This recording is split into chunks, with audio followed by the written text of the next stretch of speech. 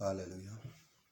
Okay, I would like to take this opportunity to greet you all in the name of the Lord and to welcome you to this powerful leadership session. I'll be speaking something belief about leadership. So if you are there, you are in a church and you are heading any department, this script will be very essential for you in order for you to develop yourself and move to the next level. So welcome as we travel through the Bible and learn something helpful to help us in our future life. In the book of 2 Kings chapter 7, starting from verse 3, we find the four lepers who decided that they better go to the Aramean camp. Maybe they will find help or maybe they will be killed. So they were ready for anything. And so when they arrived at the camp, we see God working wonders and releasing the whole camp to them. Thus, the Arameans left the camp packed as it was. And so these four lepers started entering the tents of the Arameans. And we see them taking we see them entering the tent and eating food and taking with them silver and gold and hiding them. And then the second, they enter another tent and they do the same. But then after having enough, they said, we are doing the wrong thing. Let us then go and inform our people in the city that they may also come and be partakers. Okay, do you see? It's only when these people had enough that they then remembered the others who are in the city. And so I want you to see yourself as a leader of these four men. Because when they reported to the city, as we are going to read verse 13 or verse 12, the Bible tells us that the king got up in the night and said to his officers, I will tell you what the Arameans have done to us. They know we are starving, so they have left the camp to hide in the countryside, thinking they will surely come out, and then we will take them alive and get into the city. This is now the response of a king, of the king of all these people. He knew that the welfare of all these people depended on him. And so the king didn't just act, but he first inquired and he first sent a delegation to go and look out if whatever these people are saying is true.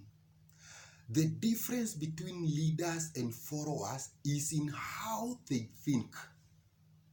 Sometimes leaders will be faced with the challenge of reading very selfish people who only think about themselves, people who will only think about you when they have had enough. But as a leader, you are there to know and to understand that the welfare of even these self-centered people depends on you. And so you cannot think like them. This is where the line is drawn between leaders and followers.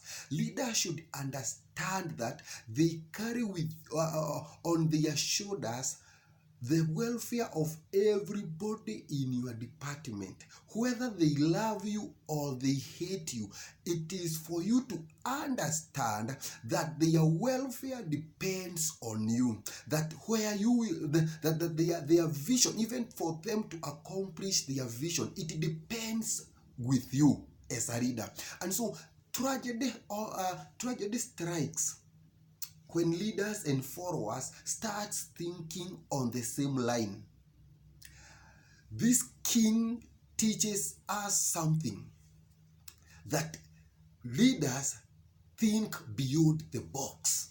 Leaders think beyond. They think far beyond.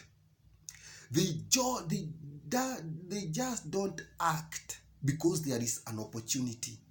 They first investigate on the well-being of that opportunity. How beneficial will it be, not only for them as leaders, but for the entire group, for the entire nation. And so a nation or a department cannot succeed if it has a selfish leader.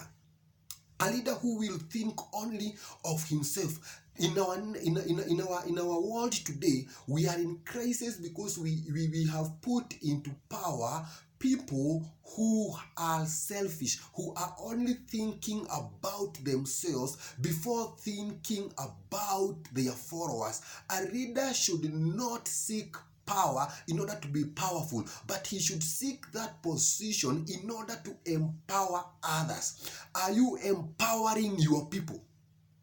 A leader is not there to be loved, but a leader commands respect by what he does. Which kind of a leader are you? Are you the leader who always thinks on taking revenge upon your followers? You are leading your people nowhere. You better know that the destiny of your followers are as secure as your love for them. Their ability to get to your destiny is all on you. And so leadership is about taking people where they ought to be. You have to identify their gifts and empower them to fully exploit their gifts and succeed. And you should not feel any sense of inferiority, or you should not feel any insecurity, because that's what you are called for when you are called as a leader. Be a leader of integrity. Be a leader of character. A leader who empowers. A leader who influences his people. Don't be a leader who seeks for a chance to revenge upon the wrongs and upon the things the bad things that were said about you by your followers. Don't seek revenge. In fact, or instead, seek to influence and to impact. May God bless you, and may God be with you as you become a leader of influence and a leader of impact. God bless you.